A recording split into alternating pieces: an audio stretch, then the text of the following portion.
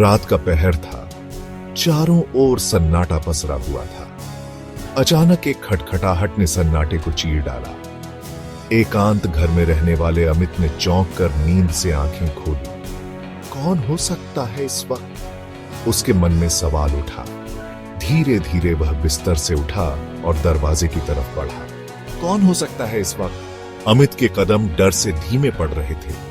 उसका दिल तेजी से धड़क रहा था। दरवाजे के पास पहुंचकर उसने एक बार फिर खिड़की से बाहर झांका। घना अंधेरा था, कुछ दिखाई नहीं दे रहा था। उसने हिम्मत जुटाते हुए पूछा, कौन है? कोई जवाब नहीं आया। सन्नाटा छा गया। अमित को लगा कि शायद उसने गलत सुना होगा। वह वापस मुड़ने ही वाला था कि एक बार फिर खटखटाहट हुई। इस बार आवाज और तेज थी और ज्यादा जोरदार। अमित का शरीर कांप उठा। उसे कुछ अजीब सा एहसास हो रहा था। घबराने की क्या बात है? हो सकता है कोई मुसीबत में हो।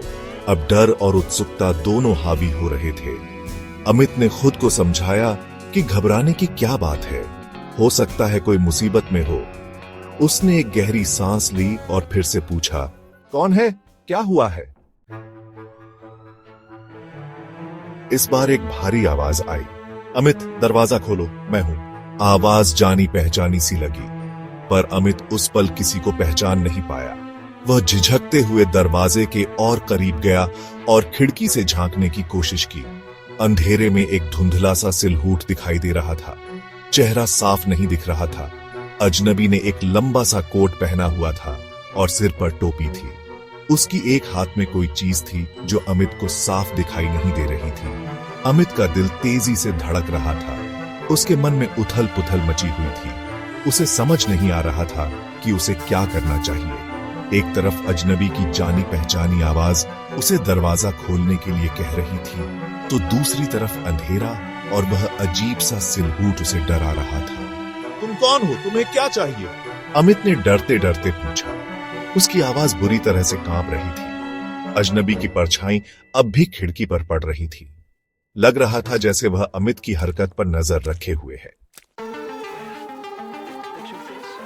अमित, तुम मुझे नहीं पहचानते। मैं तुम्हारा दोस्त हूं। मुझे अंदर आने दो। मुझे तुमसे कुछ जरूरी बात करनी है। अमित को अब यकीन होने लगा था कि वह इस आवाज को जानता है, लेकिन वह यह नहीं समझ पा रहा था कि यह आवाज किसकी है। तुम कौन हो? अपना नाम तो बताओ। अजनबी थोड़ा सा हंसा। उसकी हंसी में एक अजीब सी सिहरन थी। अमित, तुम मुझे भूल गए? मैं तुम्हारा बचपन का दोस्त रवि। अमित का दिमाग जैसे सुन्न हो गया। रवि? क्या यह सचमुच रवि हो सकता है?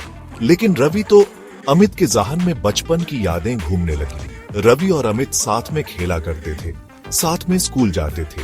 वे दोनों बहुत अच्छे दोस्त हुआ करते थे। लेकिन फिर रवि एक दिन अचानक गायब हो गया था। उसके बाद से अमित ने उसे कभी नहीं देखा था। रवि? लेकिन तुम तो...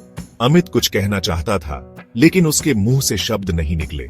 उसके मन में एक अजीब सी घबराहट होने लगी। रवि तो मर चुका था कई साल पहले। यह बात तो पूरे शहर को पता थी। तो फिर यह कौन है जो खुद को रवि बता रहा है? अमित का डर अब और भी बढ़ गया था। उसके हाथ पांव ठंडे पड़ गए थे। उसे समझ नहीं आ रहा था कि उसे क्या करना चाहिए। क्या उसे दरवाजा खोलना चाहिए या उसे पुलिस को फोन करना चाहिए? अमित, तुम मुझे अंदर आने दोगे या नहीं? अजनबी ने फिर से आवाज दी। इस बार उसकी आवाज में बेसब्री झलक रही थी। अमित चुप रहा। उसे समझ नहीं आ रहा था कि वह क्या जवाब दे। उसके मन में एक अनहोनी की आशंका घर कर गई थी।